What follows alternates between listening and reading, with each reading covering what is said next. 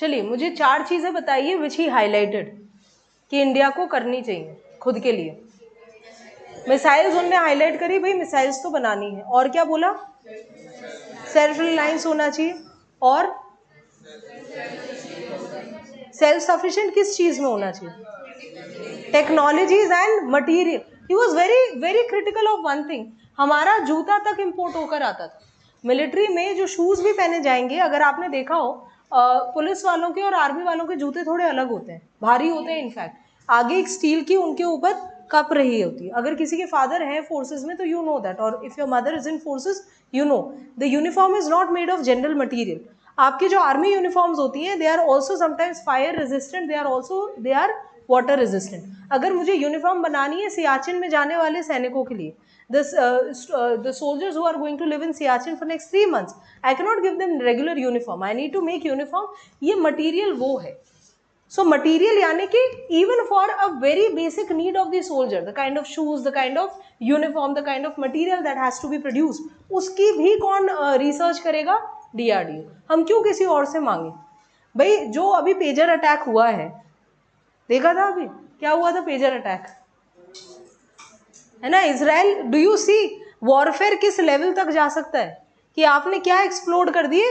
Pagers. तो ये जो बोला जाता है ना कि आपकी टेक्नोलॉजी इंडिजिनस होनी चाहिए, आपको नहीं पता कोई अपने इलेक्ट्रॉनिक इक्विपमेंट्स में क्या लगाकर भेज रहा है which can be used against you. They basically used the high energy beams in order to explode. आपने पता कर लिया ये किस एनर्जी पे वर्क करते हैं एंड यू लिटरली एक्सप्लोडेड। मतलब कितना बंदा डैमेज हुआ होगा, कितनी उनको दिक्कत आई होगी। And this is why it is generally said that even mobile manufacturing के लिए सबसे ज्यादा हाईलाइट किया जाता है that the whole world is using the mobile which is manufactured in China, right. आपका बीच में ग्रिड फेलियर हुआ था, नॉर्थ इंडियन ग्रिड फेलियर।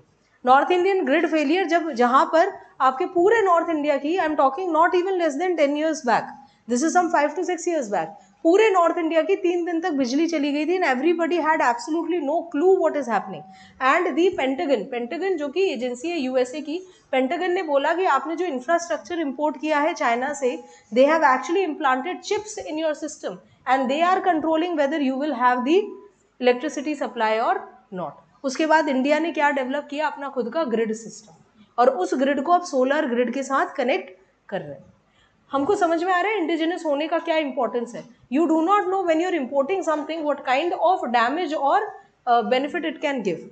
ये केवल वो कहानियां नहीं है कि गेहूं लाल कलर का भेज दिया था, जानवर भी नहीं खा रहे थे, वो फिर भी चलता है। लेकिन अगर आपने मिसाइल किसी से खरीदी है और वो मिसाइल आपके मुताबिक टाइम पे काम नहीं करे, that can actually cause a lot of damage. He actually highlighted that it is not just the missiles, it is not just the tanks, it is not just the surface to air missiles, it is everything, right from the uniform to even the equipments। आपके जो signals होते हैं, आपने देखा होगा ना, alpha two Charlie, alpha, क्यों import करने हैं? खुद के डेवलप कर। सो DRDO is actually doing this job।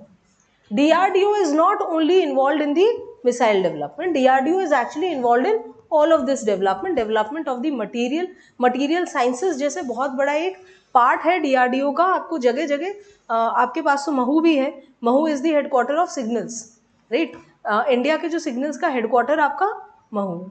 आपका जबलपुर वाला जो रीजन है वो मटेरियल साइंसेस के लिए इंपॉर्टेंट है। आपके स्टेट में तो बहुत ज़्यादा आपका आर्मी का सेटअप है, तो आपने DRDO और आर्मी ने मिलकर ये डेवलपमेंट भी शुरू करी। Do you know that DRDO has also created drugs? DRDO ने ऐसी दवाइयाँ भी बनाई हैं। ऐसा नहीं, हम एक्चुअली क्या होता है, जैसे हमारे दिमाग में DRDO आता है, हमारे दिमाग में क्या आते हैं? बॉम्ब्स आते हैं, मिसाइल्स आते हैं, या आर्मी से related. They are also making the medicine, they are also making drugs which can help the soldiers.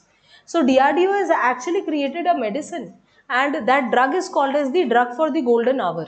कोई भी इंसान जब इंजर होता है, सो वो जो इनिशियल टाइम होता है इंजरी के बाद का, that is called as the golden hour. उस गोल्डन आवर में अगर उस इंसान को मेडिकल एड मिल जाती है, the person can survive। DRDO has created a drug to increase this golden hour। So when you talk about DRDO, when you talk about indigenization, we are not just talking about missiles, we are not just talking about bombs, we are not just talking about launches, we are also talking about pharmaceutical products, we are also talking about medicine, we are also talking about better equipments, we are also talking about better uniforms, we are also talking about better material. This is what he highlighted, this is what Dr. Kalam highlighted कि हम जब तक इस dependency को ख़त्म नहीं करेंगे हम सेल्फ सफिशिएंसी पर नहीं आएंगे.